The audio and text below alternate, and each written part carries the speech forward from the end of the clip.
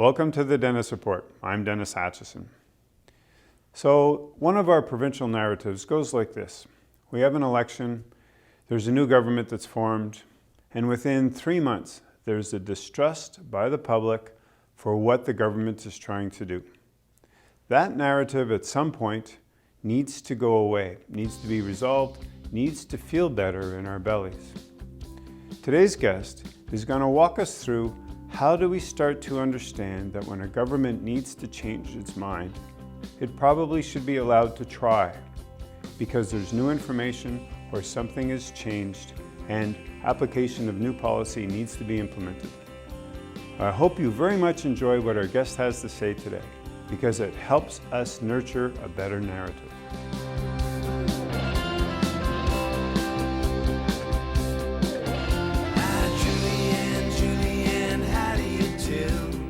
So I'd like to start the show with reading you the description of the Ombudsman's office for New Brunswick.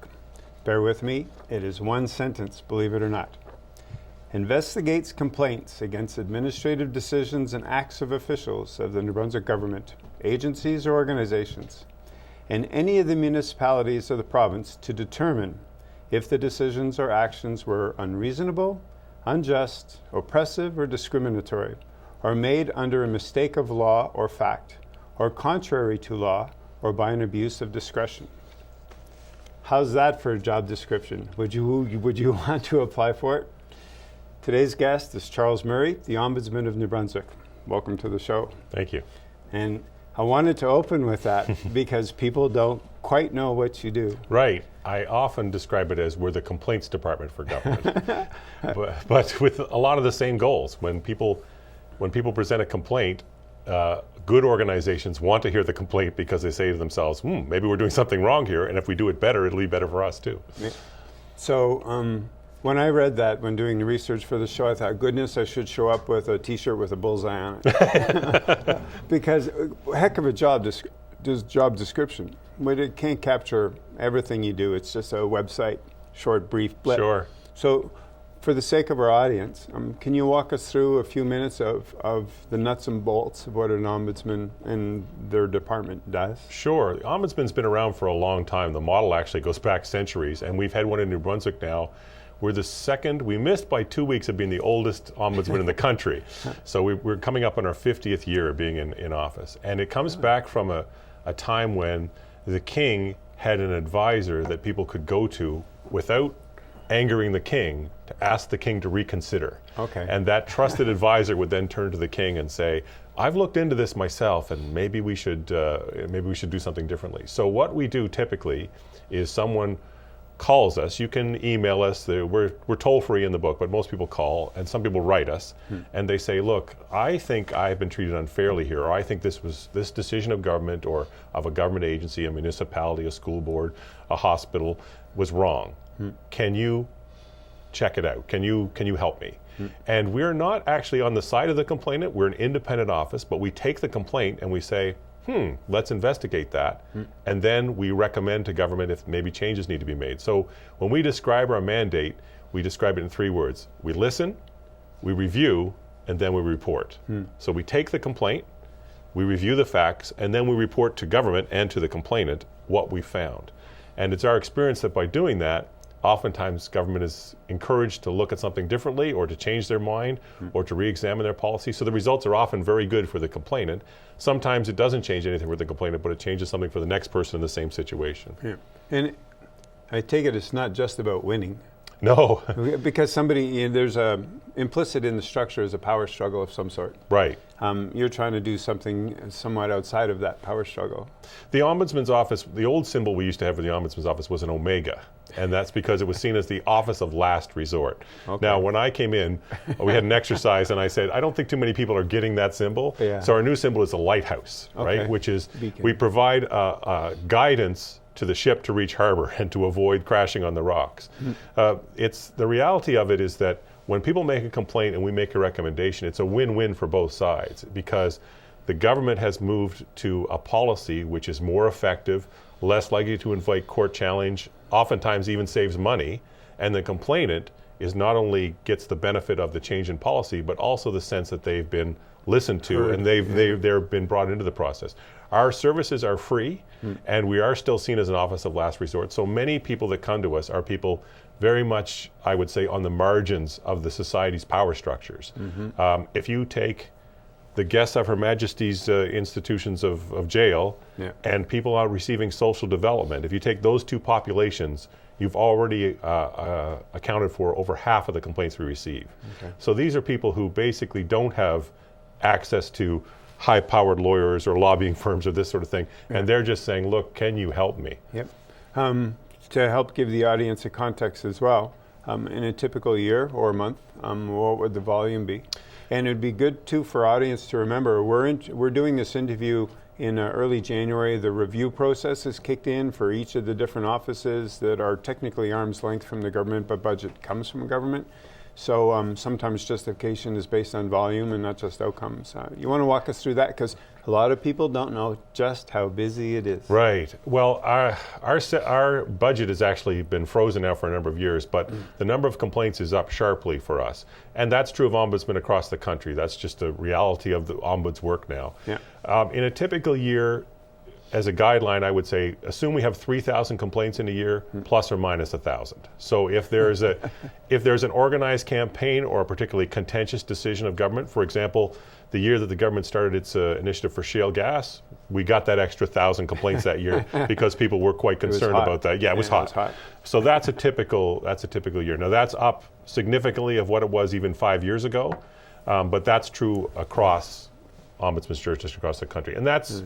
I think that's just a reflection of a number of things. It has to do with the fact that governments have been in a restrictive period budgetarily, and also people, I think, are more aware of our work. And also, I think a lot of the public is saying to ombudsmen across the world, I want you to step your game up. I want you to look at more things. I want you to be deeper into these things. There's areas that in the past people would say, well, that's not the ombudsman's work. Now, increasingly, the public says, well, no, I expect you as a public watchdog to get in there and get into that. So.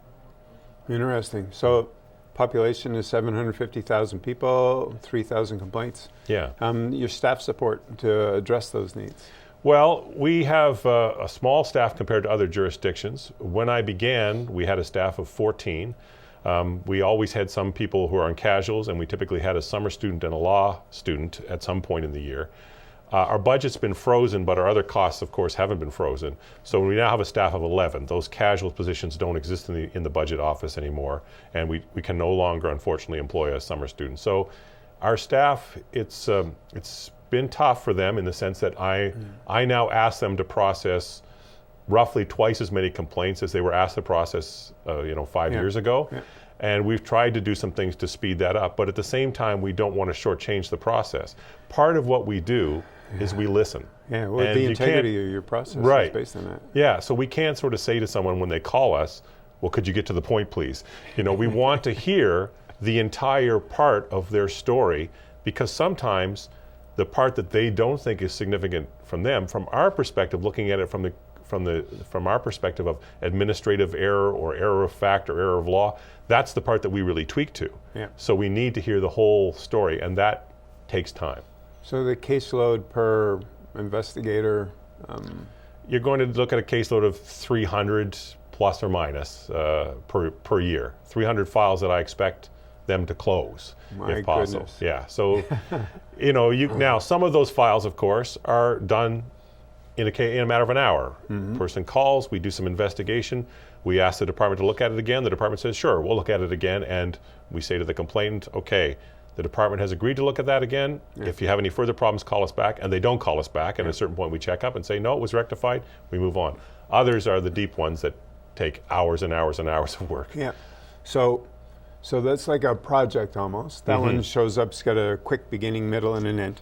Then there's the other ones that are more systemic. Are there any that have been around for a couple of years that just sort of don't want to go to bed or don't want to settle? Oh, absolutely. There's always a list of things that are long-standing issues that we have with them. The problem with our present budgetary structure is that we really can't do those long-term systemic projects anymore. We used to be able to do 4 or 5 a year, but now that's the piece of the work that we've sort of had to let drop in order to make the budget work. So the unfortunate thing from my perspective is We're focused now more on the urgent, not necessarily important, Ah. and we're losing the opportunity to do the really big projects that make a real change, and we have to change the way in which we do them. So this past year, for example, I spoke out about some dysfunctions I see in the way in which WorkSafe New Brunswick approaches its work. Okay. So that was a bigger thing that we did.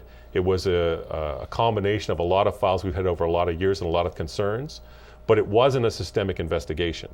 It was really a summary of our feelings and our analysis over many years, but it wasn't new a study. And so You saw a pattern. right, and we spoke about the pattern, but it doesn't have the same weight it would have had if I'd been able to put the hundreds and hundreds of person hours into getting into the files of WorkSafe and putting more meat on the bones. So we gave it a good push, but we weren't able to do the kind of extensive analysis we would have liked to have done. But in order for us to do that, we would have had to let some of these people who are coming to us drop, and we just feel like that would not be right. Yeah, that's a tough call. Yeah. Do you have an example that you can share of one that took a while to get there, but it worked, and you created a change? Because a lot of times media won't follow up with where the changes come from. They'll show the details, but that probably took a lot of conversations in behind areas to let people accept we need a systemic change. Right. The difficulty here is that our work is confidential, Yeah. and we want government to take credit. But there's a number of policy changes that government has made behind the scenes where we think, Yeah. an important part of that in terms Good. of saying to government, look, we have a number of files on this. If necessary, we'd have to do a systemic investigation, perhaps produce a public report, but can you see the logic in changing this? And government says, right, either because they buy into the logic or because they'd rather we didn't do a public report on it. Right. Either way, they make the change, and we're very content to let them have the credit for that. Sure. They deserve the credit for that Sure. when they've changed their mind. But the downside of it is, I think the public sometimes, if they're asked what do we do, they'd say, well, I don't think the Ombudsman's footprint is there. And the fact that we're anonymous in that part of the process is fine with us. Yeah. We know ourselves that we've made changes. Yeah, because it sounds like because you're in between all the spaces of the different systemic pieces, you're a catalyst. We hope to be. And then to justify your position, though, there needs to be a certain recognition and awareness. But and also for the audience is public trust. Right. To understand what's going on, that the system is working for them. Here's the parts of the system you can use for that. So that's an interesting dance. It's to something- be yeah. anonymous, but at the same time be effective and still build the public trust. So it's there, people. You just might not know it. It's something we do wrestle with because we ask ourselves, to what degree should we be publicizing what we do? Our work, in order to be effective, is confidential, is behind the scenes. Yeah. At the end of the day, the public may be completely unaware of it, and part of our effectiveness comes from that.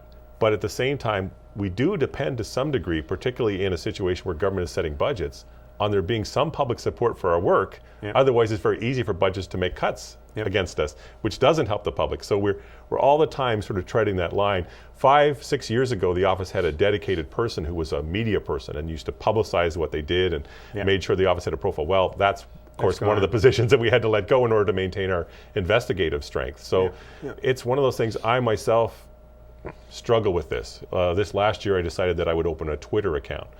I was really not sure if that was a good idea, and I'm still not sure if it was a good idea because of the nature of the dialogue there and the fact that Twitter by its nature is about saying what you say in 140 characters, Yeah. and that's almost the antithesis of the way in which we approach our work. Yes, right? exactly. But at the same time, I also recognize that without that presence and without a face on the work, Yeah. it would be easy for people to not know that we're here. And we take the assumption when someone complains to us that there are many other people who are in a similar situation who either didn't know we were there, didn't feel empowered to call, or just didn't trust us or have enough credibility in the system Yep. to even try. Yep. And so that's part of what gives our work some oomph, is to go, look, this complaint is possibly speaking for a lot of other people that we haven't heard from. Yep.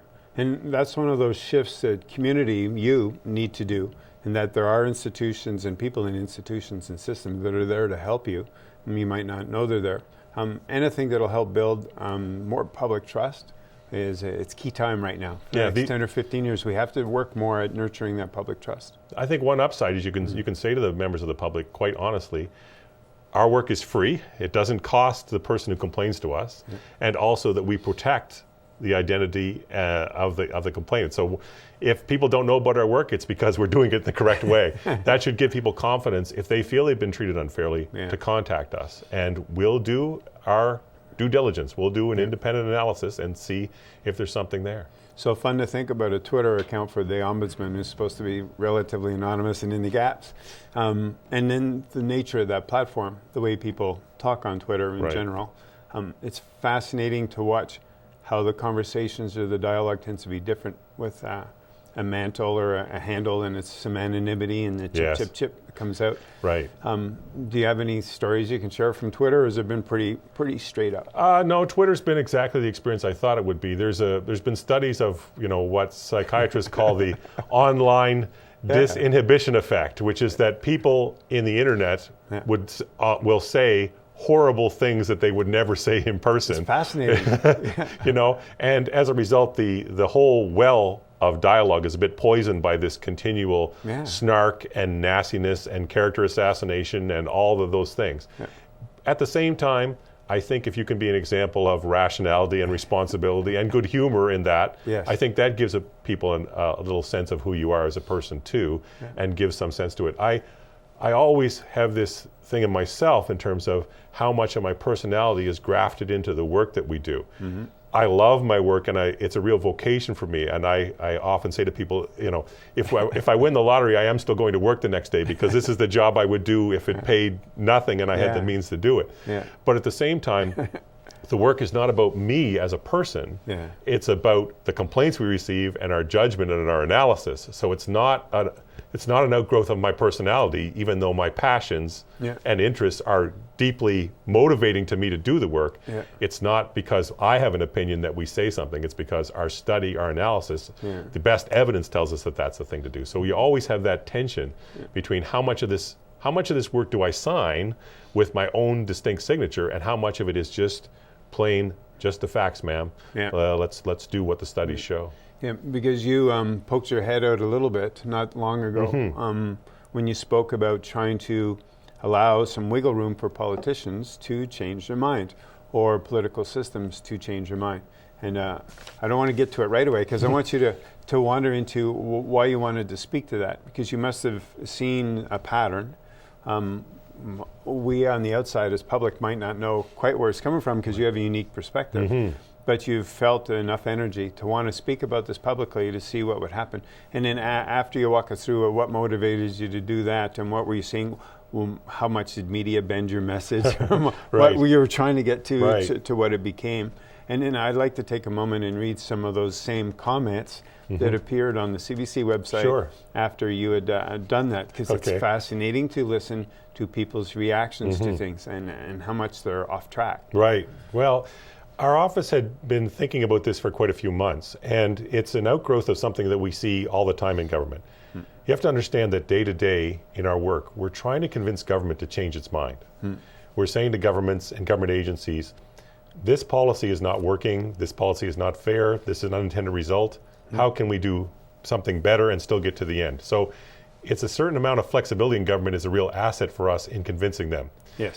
At the same time, we've noticed on a number of files that there's a cost, a political cost, a public cost to when government changes their mind. There's a group of people who will say, aha, this proves that government is incompetent, doesn't know what they're doing, hadn't thought this through, is corrupt, there's all this sort of thing. And that raises the cost for that organization to have that kind of flexibility. And you mean political cost. That's right. Yeah, and because you just, perception was you just broke a trust, you broke a promise. Right.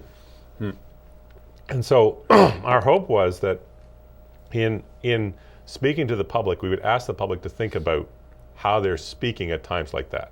So rather than saying, aha, got you, you were wrong, maybe say, okay, we're agreed now that your previous policy was wrong and that you've changed it. Thank you for changing your mind. We're turning the page now.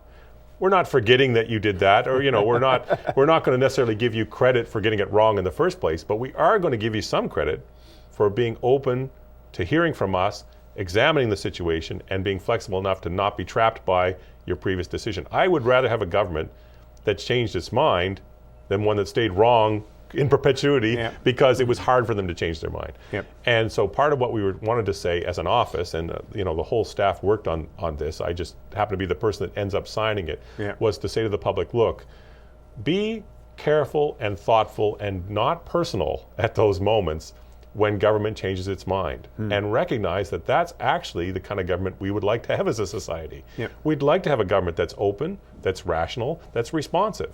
So when a government manifests those things in changing its mind, perhaps our reaction could be forgiveness, or Yeah. at least understanding, and not to put the boot in at Yeah. that point. And I'm not saying to government, to the population, look, it's okay for government to campaign on one thing and then immediately do the opposite. Yeah. I'm not talking about breaking trust or breaking promises, but I am talking about having rationality and recognizing that maybe yesterday's solutions won't work for tomorrow. And if we want a government that recognizes that, that's a good thing. Be interesting because you're bringing up the other half of the equation that never comes up during an election campaign, which is the public's responsibility into the relationship with their government. They often will be happy to throw a rock real quick, and if there's a target, meaning you switch, then they're going to throw the rock. It's much harder these days, and maybe we need to keep nurturing that. Well, why did you change that? To deepen the discourse a little bit and then find that there was a greater good that emerged, especially if the process had some integrity. Because that allows those people who become MLAs, Yes. who will walk through, they've won, like you were mapping out earlier, so they've won, so they feel a certain obligation to some of the commitments they've made. But they're also walking through a door that most of us don't get to walk through. Right. And suddenly you're in this new space and you're going, oh my goodness, how did I land here? And a year and a half into it, you're in a job that's not much fun. You've got everybody chirping at you, and you can't create the change you were looking for. So if we can deepen that conversation about why does it get stuck, maybe we can give them some space to do that. I know it's not fashionable to have empathy for powerful decision makers. Fascinating, But eh? they are humans. Yes. And if you ask me, would I change jobs with the premier? Under no circumstances would I do that. Yeah. Because the pressures on him are enormous and almost impossible to satisfy given the public's expectations and our willingness to fund what we demand. But the root of what you're getting at, and I'm trying to invite the audience to catch this point, is you're moving away from a competitive conflict model into a cooperative model. And you can't have that unless the public's willing to cooperate too. Absolutely. Rather than just chuck those rocks. I compare it to the people that think that reality television is awful. And, it's just such a terrible thing, this reality television.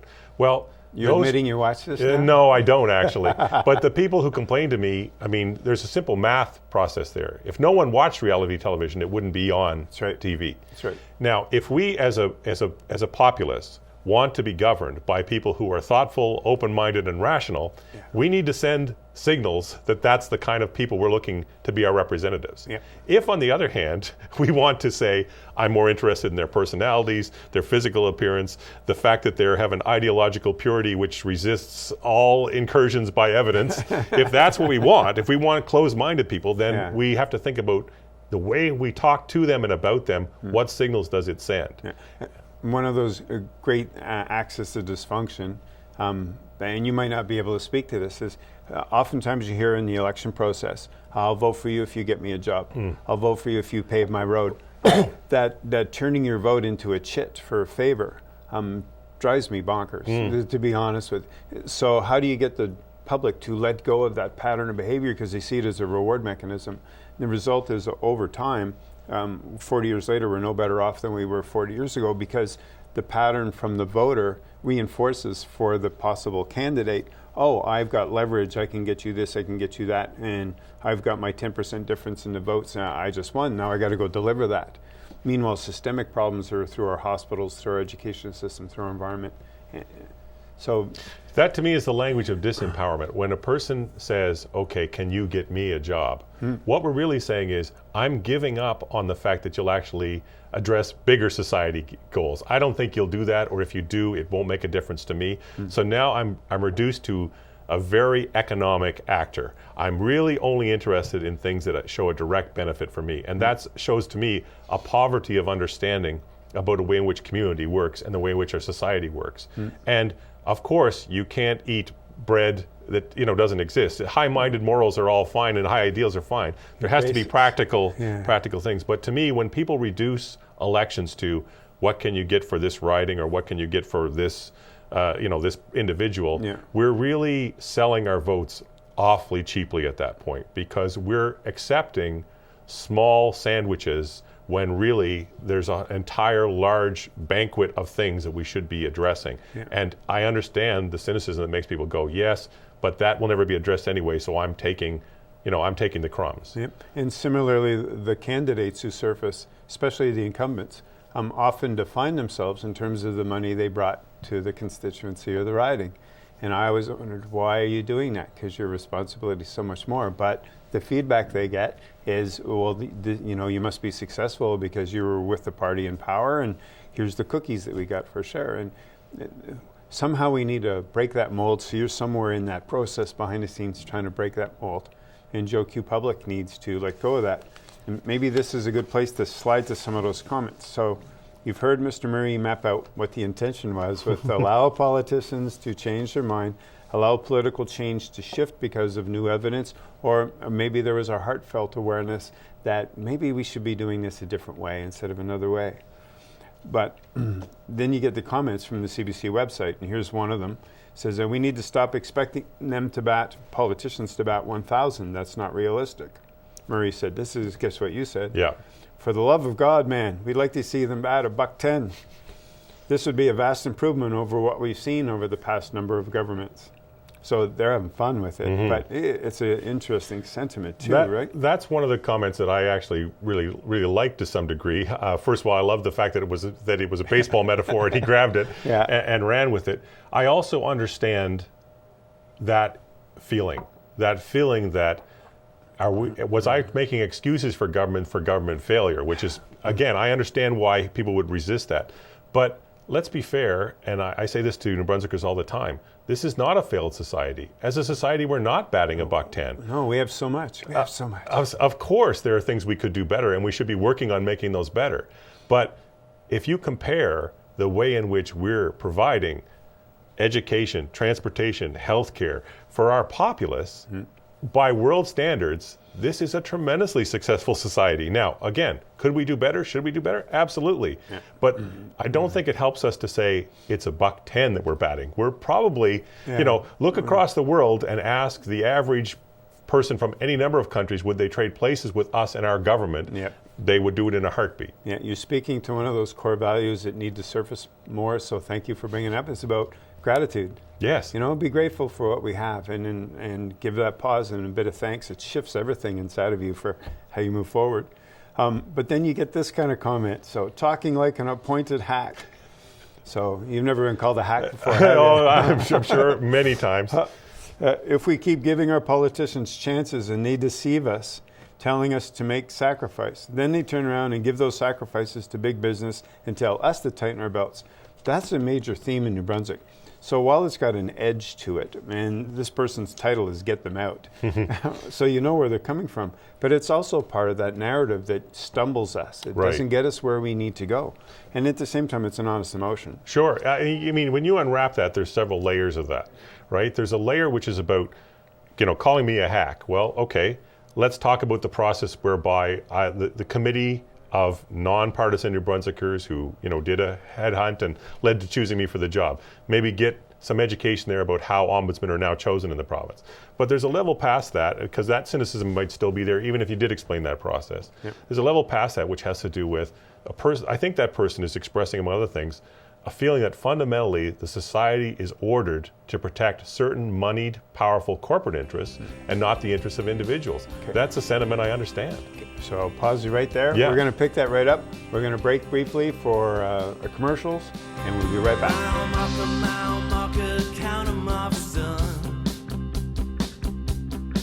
Between what once was and what's begun.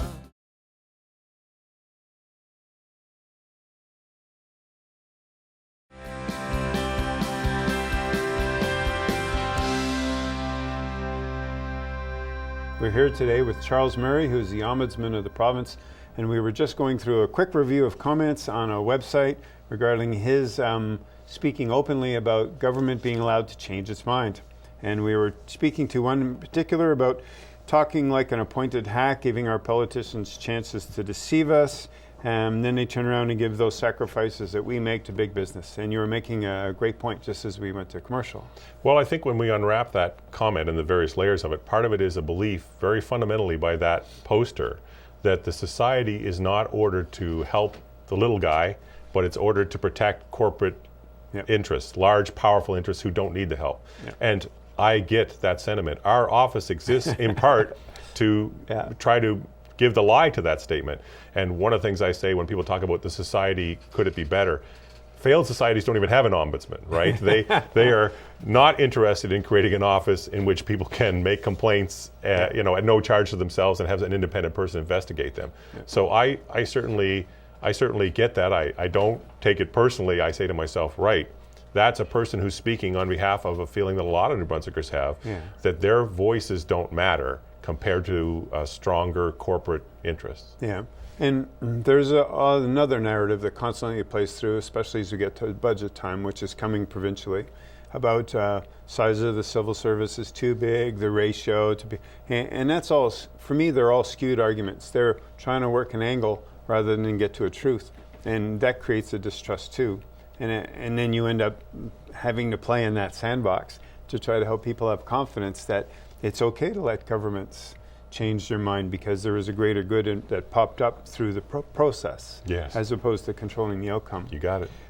But this person takes a different tack to a degree, suggesting that the public should at any time stop criticizing the government for any reason whatsoever is a slap in the face of democracy. I was fascinated how that person got there from what your intention was about being able to shift based on evidence or based on something came to surface that you need, whether it's concrete evidence or whether it's an emotional evidence. What do we do with people that speak this way, that see that as an affront to democracy and we shouldn't criticize? Like, you never said, no, stop criticizing. Right. Well, I think when I read that particular comment, which I did, I think a person probably shouldn't do this on the internet, is look at comments, but I did in this case.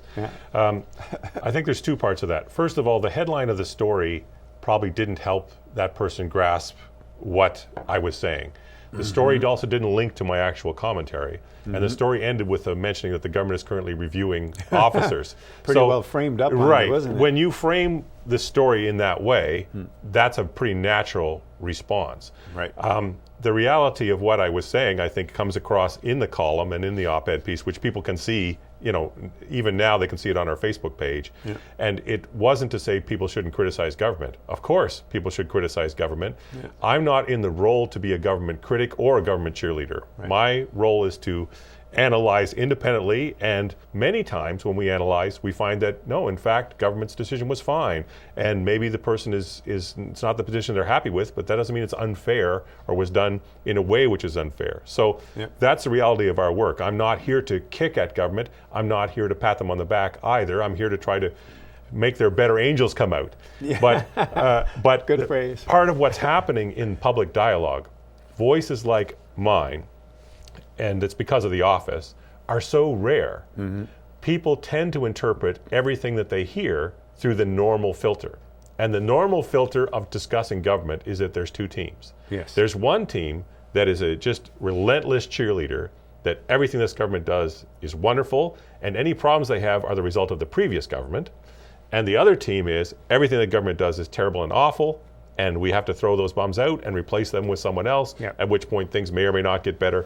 So when you tend to see that as the dialogue, that people are wearing one sweater or the other, and somebody shows up and says, actually, I'm not on either team here, I just would like us to be better, that seems to be a bit of a voice crying in the wilderness sometimes, and people don't process it in that way. So they say, well, I don't understand, are you one of these government cheerleaders who are saying we should never criticize government? Because that's what I'm hearing, based on my assumption you must be wearing one of these two team sweaters. Well, that's the other comment of being a political hack or a political appointee, and they don't know the process, how anyone secures your position.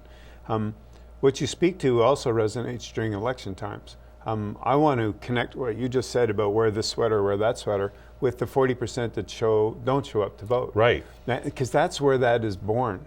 That 4-year discussion that happens, you must be wearing these 2 sweaters, but in reality, there's 40% of the people that just not even engaged in the process, and yet every day, every piece of their lives is touching that same process. So by you helping to change the narrative, maybe that 40% gets a little more engaged. You know, Mark Twain had a famous quote about, I'd never join any club that would have me as a member. Yeah. But part of what we're doing in our present hyper-partisan world is we're suggesting that you have to put on one of these sweaters.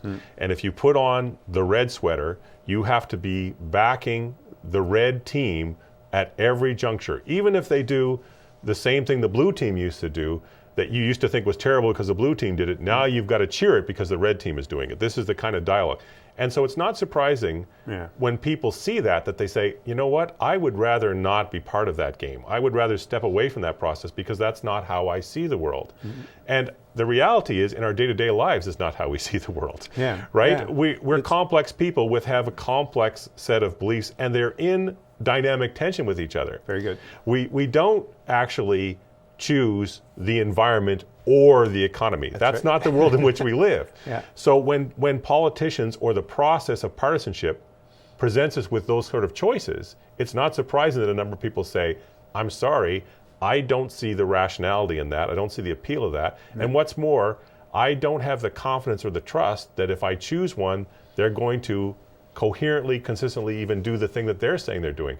So again, those are the sort of kind of thinking we need to break down. I think the public wants representatives that are rational and flexible and open-minded and make decisions based on evidence. So it doesn't surprise me that a large portion of them, looking at the dynamic that we've established, say, that doesn't even interest me enough to be a participant at the lowest level, which is to cast a vote. Yeah. And I just realized we've been mapping this out in 2 colors, red and blue, but there are many 5 colors right, now in yes. the province. Yeah. But latent in that is that sense of loyalty or belonging that then constricts you rather than having an ability to adapt or to see community or society as a 3-dimensional spider web that, like brain synapses, it's firing off in different directions all the time, but it's still maintaining a cohesive whole of some sort.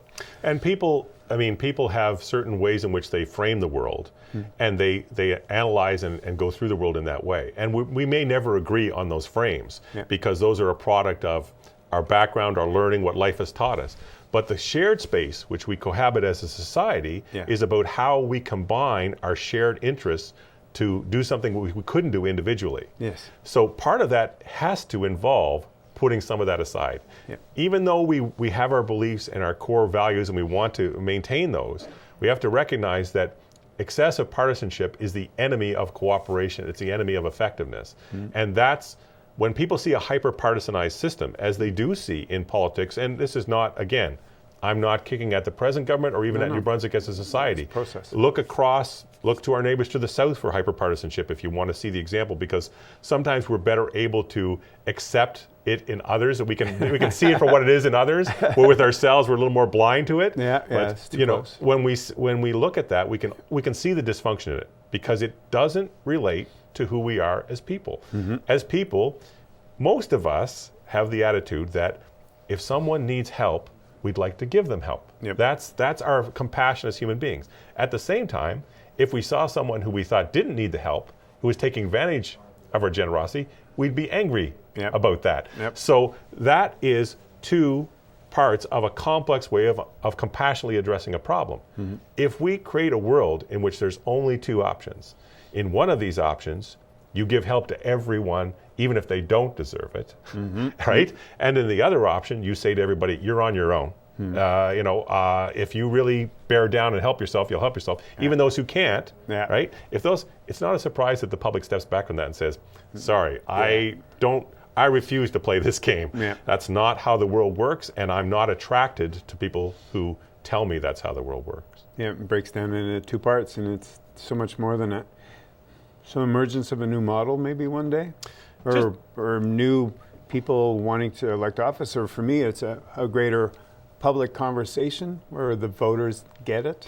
Right. Part of what we have to start doing is we have to start recognizing that these issues are complex, they have a lot to them, and not see statements which show understanding of that as wrong.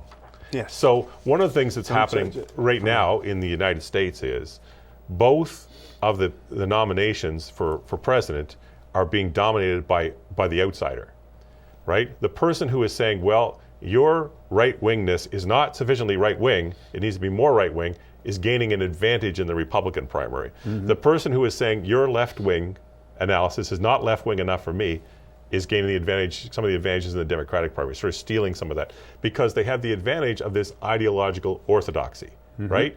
My structure is completely uncontaminated by something from the other side. But you know what? Life is not like those ideologies. Life is complex because that contamination, which some people would call ideological contamination, is the cross-pollination, is the actual place where how we think about the world meets the reality of the world.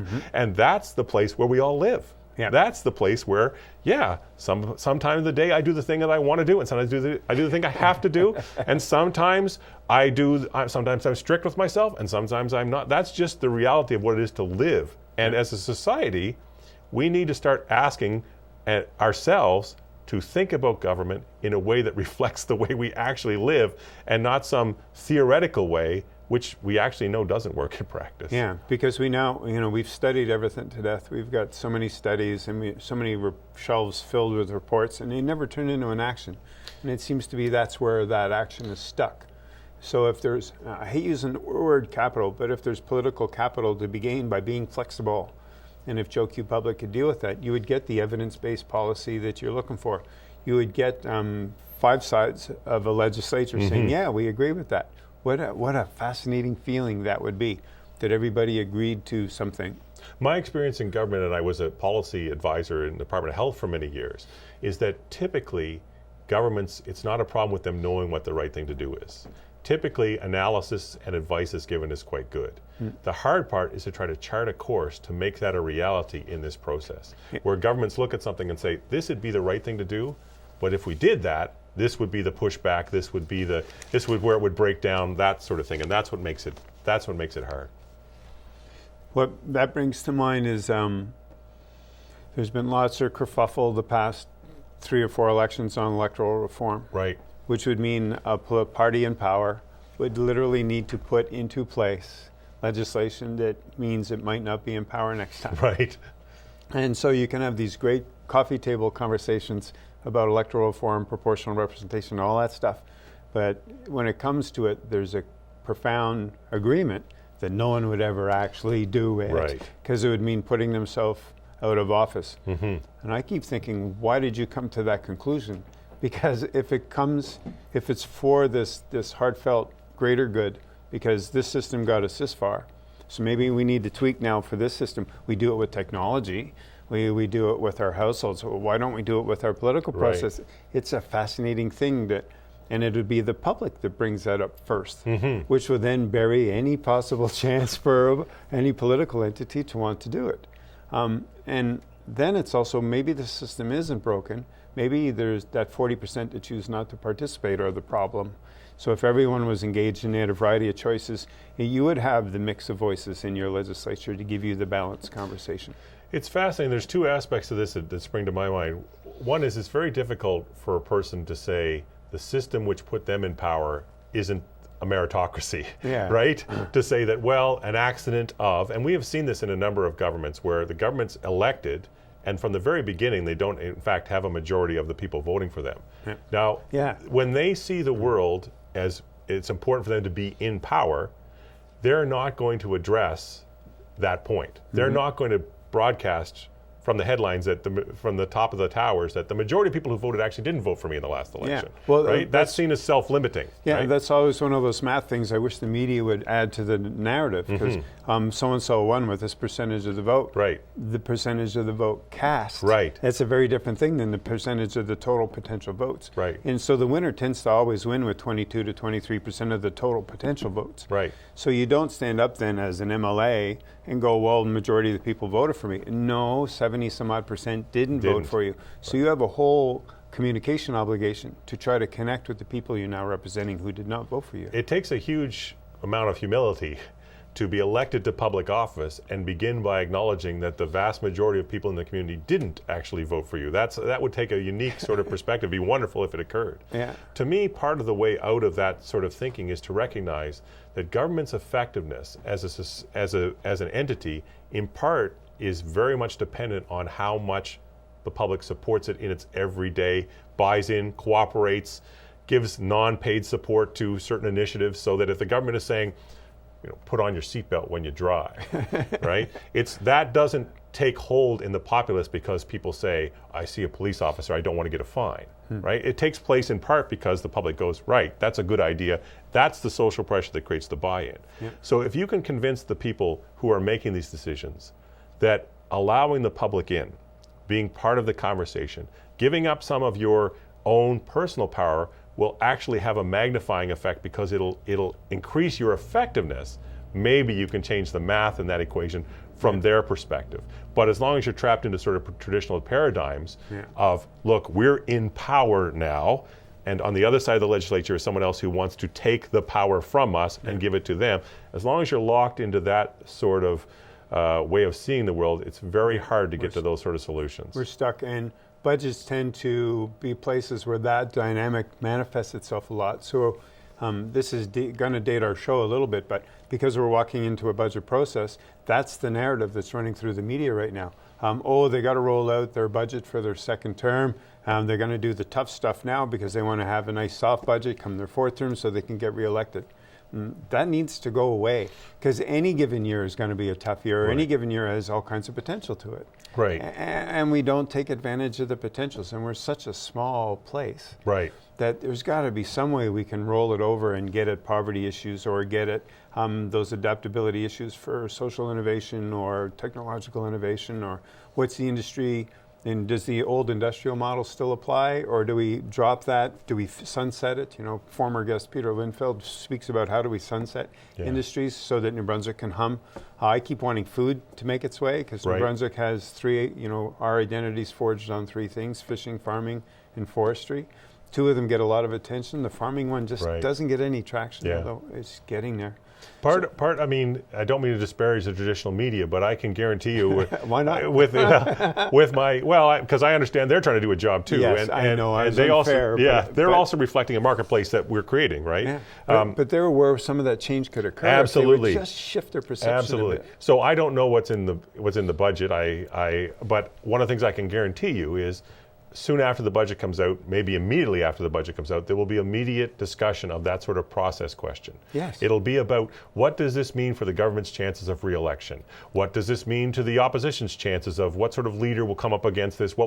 So we're focusing on this like it's a sporting event. Yes. In which, has this team scored a goal, and what does this mean for the possible outcome of the next match? Well, I am much more interested, and the majority of the public is much more interested in, what does this spending of dollars mean for the society we're about to live in for the next year, and for the society we're building for our children and grandchildren. So part of what we have to do as the public is to say, I'm really not interested in that process story that much. I'm much more interested in asking substantive questions about how this government is spending money, and could it be spent better? Could it be spent in different ways? Is it being spent effectively? That's a completely different, much more substantive conversation, which has a much more direct effect upon how we are ordered as a society and whether our government is a success. And if at the end of that process, 3 years from now, we choose a different government, or we re-elect the same government, or some parts of it are different, that's to me very much a second order question, right? I live in the day-to-day hope that my government will be a success because I am a citizen of that government. I don't want my government to fail. Even when the government makes decisions that I personally disagree with, as an overall entity, I want government to succeed because that's an expression of my cohesion to my fellow citizens.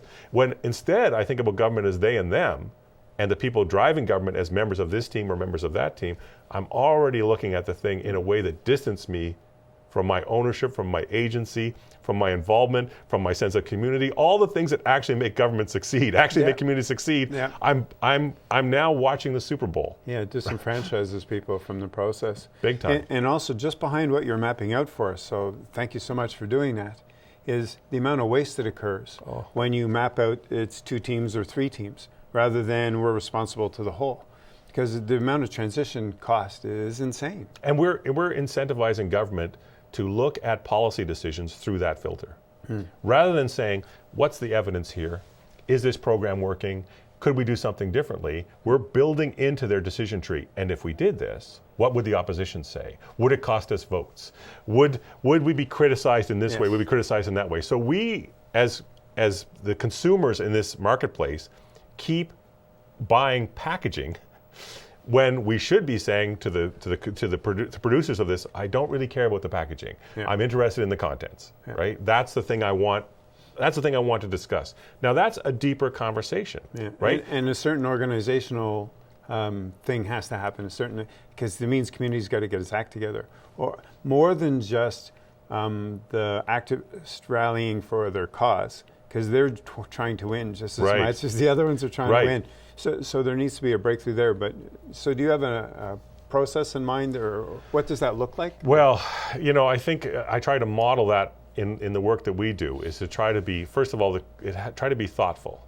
Try to recognize that the other person is a human being who is trying to make a decision, right? And not some they. They're neither the hero nor the villain of the set piece, right? They're just a human being trying to navigate this and say, okay, what's the evidence? What are our shared goals, right? As opposed to talking about our ideologies, what are our shared goals, and what are ways in which we could objectively test whether what we're doing is coming to that goal. So let's get out of dueling ideologies and let's get into the practicalities, okay? And if you can get that dynamic shifted, now the problem with that is that's a much more thoughtful conversation. It's a harder conversation. It requires a lot more of me.